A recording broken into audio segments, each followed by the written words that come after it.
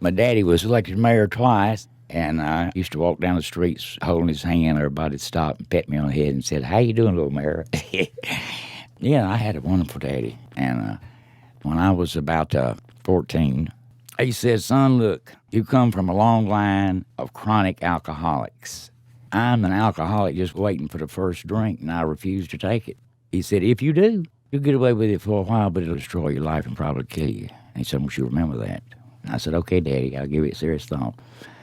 I gave it enough thought that Halloween, I went trick-or-treating with my buddy, and we passed a horseshoe of frat houses. Those kids knew who I was. Everybody knew who my daddy was. And one of them frat boys said, "Hey, you ever had a drink?" And I said, "No, I hadn't." He said, "Now, you drink this, it's going to burn. You're going to like this." I never felt so good in my life. As long as I had alcohol in my system, I was what I always wanted to be, a self-confident, good-looking, witty human being. And it worked very well for 40-some more years of my life.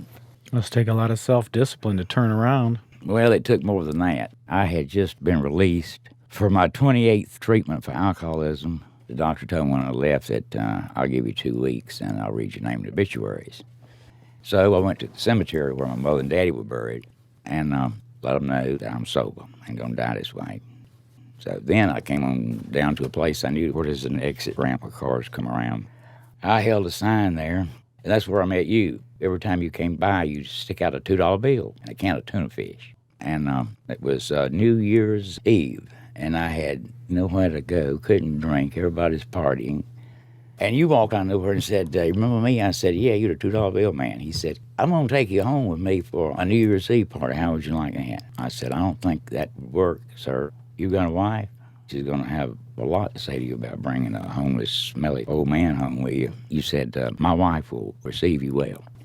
I went to your home and had a shower, and you gave me some clean clothes, and we sat down at the table, and I told you some stories about who I really was and who my daddy was.